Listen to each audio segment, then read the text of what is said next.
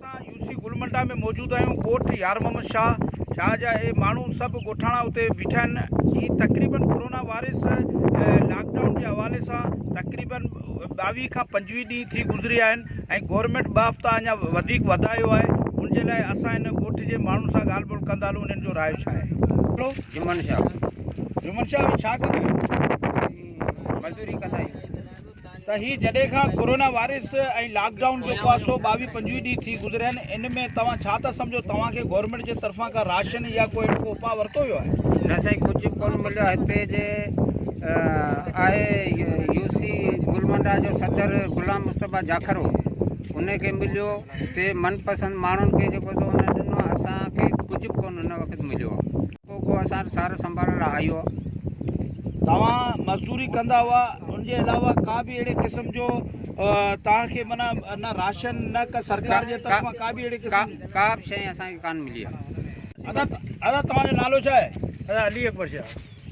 तव्हां छा कंदा आहियो हिते? असीं इहा मिड़ी मज़दूरी कंदा आहियूं, मिठाई विठाई जेके हल्की फल्की मज़दूरी इहा कंदा आहियूं।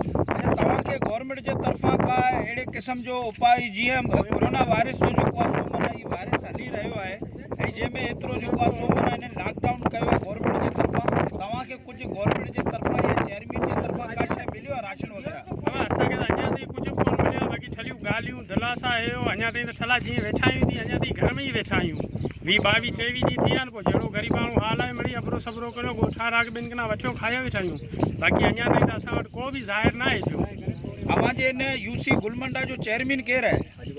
हाजी गुलाम मुस्तफ़ा जाखर आहे। उन जे तरफ़ां तव्हांखे कुझु मिलियो आहे? असां अञा ताईं उन्हनि खे ॾिठो ई कोन्हे। घर में लिकिया वेठा आहिनि कोरोना जे डप खां सवा। ॿाहिरि ई नथा निकिरनि। अचनि असां सां मिलंदा असांखे ख़बर पए। बाक़ी त असां अॼु ताईं को बि ॾिठो न आहे। पोइ अव्हांजो गुज़र सफ़र कीअं पियो थिए? बसि पोइ पाड़ो आहे, हिन किना उन किना कंहिंजी कणक लथी आहे, कंहिं किना मिड़ी अबरो सबरो करियो, रुको सुको खायो वेठा आहियूं। छा कयूं? नालो छा आहे? नबी बख्श उमरानी।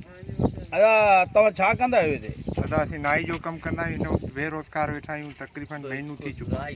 अव्हां कहिड़े यूसी में वेठा आहियो? यूसी गुलमंडा। अच्छा, हिते तव्हांखे के वस वारा या गवर्नमेंट जे तरफ़ां जीअं लॉकडाउन थियो तव्हांखे कुझु राशन या कोई अहिड़ो क़िस्म जो उपाउ वरितो? हिन वक़्तु कुझु बि न मिलियो आहे। जेको तक़रीबन महीनू थियण वारो आहे। घणो को सियासी लीडर को ॿियो हेॾां होॾां को बि न आयो असां वटि।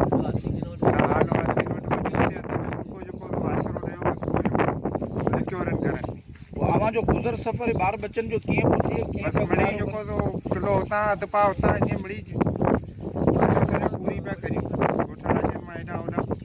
कहिड़ो आहे? गुलमंडा। अच्छा, अवी छा था सम्झो तव्हांखे को वस वारनि मां या को MPMA को हुकूमत जे तरफ़ां या चेयरमैन जे तरफ़ां कुझु हिते का राशन या कोई अहिड़ो उपाउ को वरितो आहे तव्हां? का बि शइ कोन मिली आहे, न असांखे आसरो ॾिनो आहे।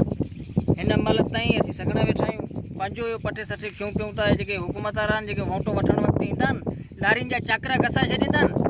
उहे वरी जेको विसारे छॾींदा आहिनि। कॾहिं बि असांखे सॾु करे त पाणी जो गिलास बि कोन पियारो। तक़रीबन 4 साल त थी विया आहिनि हुकूमत। हिन हुकूमत में त असांखे का बि शइ कोन मिली आहे। हिन वफ़ा में जे हैड पंप आया आहिनि, जेके टांकियूं पकियूं मिलियूं, मोटरूं मिलियूं माण्हुनि खे, हवाई पंप मिलिया माण्हुनि खे। असांखे त मनपसंद माण्हुनि खे मिलिया न। असांखे त का बि शइ कोन मिली आहे। असां FM ते 2 रातियूं अॻियां मूं घोड़ा कई। इहा तक़रीबन FM जेको ॿुधण वारो माण्हू हूंदो उन ॿुधी हूंदी, पर उनजो बि त हल को बि कोन निकितो आहे। अव्हांखे यूसी चेयरमैन जे तरफ़ां का अहिड़े क़िस्म जो को ॻाल्हि को तव्हांखे राशन का अव्हांजे बच्चनि जो को जेको आहे सो गुज़र जे लाइ का शइ मिलियो? का शइ कोन मिली आहे। कुझु बि न मिलियो। असां हुकूमत खां को मुतालबो नथा करियूं। रुगो असांजे गिची वञो पए। जेके ॾिनो आहे ॿियनि खे सही असांखे ॾियनि। जेके हैड पंप ॾिनो आहे, या रोड ॾिनो आहे, या हवाई पंप ॾिनो आहे, या मोटरूं ॾिनो आहे, या टैंकियूं ॾिनो आहे, या हे जेको ॾियनि पिया इमदाद ॾियनि पिया, पैसा ॾियनि पिया, त भला हाणे असांजो बि हिसो हुजे। वोट ॾिना हुजनि त ॾियनि न। जी नाज़रीन, असां हिन ॻोठाणनि जो जेको आहे सो राय वरितोसीं। ॻोठाणनि जो चवणु इहो हो त बाबा जीअं जॾहिं खां इहा वबा तमामु हिकिड़ी मूज़ी वबा जेको आहे सो माना हिते आई आहे, असांजे ॻोठनि में असांजे बचो जेको आहे सो उन शइ खां असां उनखां बचाइण था चाहियूं। ऐं जीअं लॉकडाउन थियो आहे, लॉकडाउन जे हवाले सां असां काफ़ी बेरोज़गार आहियूं ऐं असांजे बच्चनि जे लाइ खाइण जे लाइ का खाद खुराक जे लाइ का बि गवर्नमेंट का बि उपाउ न वरितो आहे ऐं असांजो गवर्नमेंट जे तरफ़ां का बि सार न लधो वियो आहे।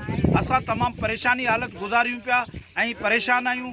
असांजो चूंडियल नुमाइंदनि जे तरफ़ां हींअर तक जीअं लॉकडाउन थियो आहे त असां वटि केरु लड़ी बि न आयो आहे। कैमरामैन सां गॾु सदाम ब्रुई, सोच टीवी, गुलमंडा।